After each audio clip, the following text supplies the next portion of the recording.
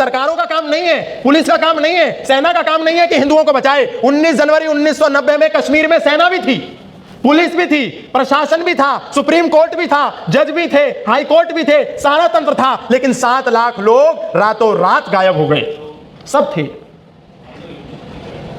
कोई बचाने नहीं आया और कोई बचाने नहीं आएगा। हमको ही बचना होगा। योगेश्वर भगवान श्री कृष्ण अर्जुन से सर्वाधिक प्रेम करते थे। आज हम एक झूठे प्रपंच में और फंसे हैं। कोई अवतार आएगा और हमको बचाएगा, कोई अवतार आने वाला नहीं है। ये झूठी बात है, झूठा एजेंडा है, झूठा प्रोपेगेंडा है। और हिंदुओं ने नए नए प्रोपेगेंडा शुरू कर दिए। संभल में कल्कि पीठ बनने जा रही है, कल्कि धाम बनने जा रहा है, कल्कि का अवतार होगा, हिंदुओं को बचाएगा। कोई कल्कि का अवतार नहीं होगा। मैं डंके की चोट पे कह सकता हूं, कोई आकर के इस पर डिबेट कर ले, कोई अवतार नहीं होगा। और अवतार हो भी गया तो हिंदू को तो बिल्कुल नहीं बचाएगा, क्योंकि कृष्ण भगवान भी तो अवतार थे।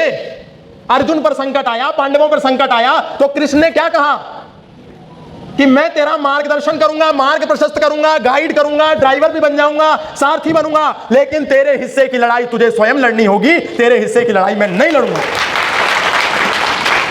इसलिए अवतार आ भी गया तो भी हमको बचाने वाला नहीं है। हमको अपने हिस्से का युद्ध स्वयं ही करना पड़ेगा। जब अर्जुन से भगवान श्री कृष्ण इतना प्रेम करते थे जितना किसी से नहीं करते थे, उसके लिए दुनिया का सबसे बड़ा योद्धा भगवान श्री कृष्ण उसके सारथी बन गए। जिसके लिए भीष्म पितामह, जब चक्रवर्ती राजा सारे एकत्रित होकर के बैठे थे, दुनिया के पृथ्वी के सारे राजा एकत्रित होकर के बैठे थे, उस समय ब्रह्मचारी भीष्म पितामह से युधिष्ठिर, जो उस समय चक्रवर्ती साम्राज्य का राजा था, उसने पूछा कि इन राजाओं में ऐसा कौन सा राजा है जिसके मुझे चरण धोने चाहिए। तो उस समय भीष्म पितामह ने कहा, बल वेद वेदांग विज्ञानम बलम चाप्यधिकम तथा निणाम लोके ही कोन्यो अस्ति विशिष्ट केशवाद्रिते। मुझे इन पूरे पृथ्वी से आए हुए राजाओं में योगेश्वर भगवान श्री कृष्ण से ज्यादा कोई बलवान नजर नहीं आता, कोई चरित्रवान नजर नहीं आता, कोई योद्धा नजर नहीं आता, कोई धार्मिक नजर नहीं आता, कोई ब्रह्मचारी नजर नहीं आता, कोई तेजस्वी नजर नहीं आता। इसी के चरण को तुम धो।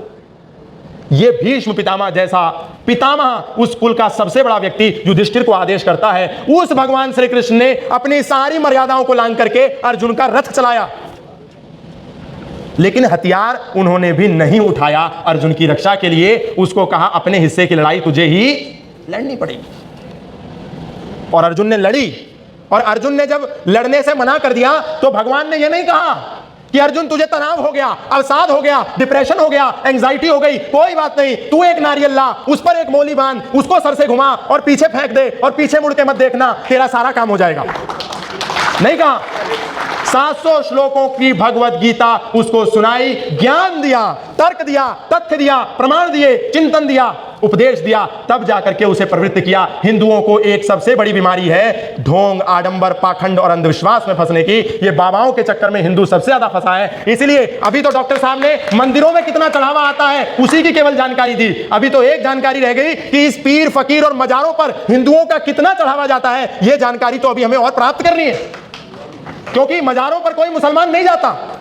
मुसलमान का एजेंडा है ला इलाहा इल्लल्लाह मुहम्मद रसूलुल्लाह अशहदु अल्ला इलाहा इल्लल्लाह व अशहदु अन्न मुहम्मदन अब्दुहु व रसूलुहु। अल्लाह के सिवा धरती पर कोई इबादत करने योग्य नहीं है और मोहम्मद के सिवा उसका कोई रसूल नहीं है। तो जब अल्लाह के सिवा कोई इबादत करने योग्य नहीं है तो फिर कौन हाजी अली की दरगाह में जाकर के माथा टेकेगा? दिन में 5 बार तो उनका यही एजेंडा है। कौन जाकर के मोइनुद्दीन चिश्ती की दरगाह पर माथा टेकेगा? कौन जाकर के गाजी बाबा की मजार पर माथा टेकेगा? कोई टेकता नहीं है। मुश्किल से 5% जो भोले भाले भटके हुए, कुरान को ना जानने वाले, कुरान को ना पढ़ने वाले मुसलमान हैं, वो तो जाकर के माथा टेकते हैं। बाकी 95% हिंदू जाता है और इन कब्र और मजारों पर जाकर के माथा टेकता है।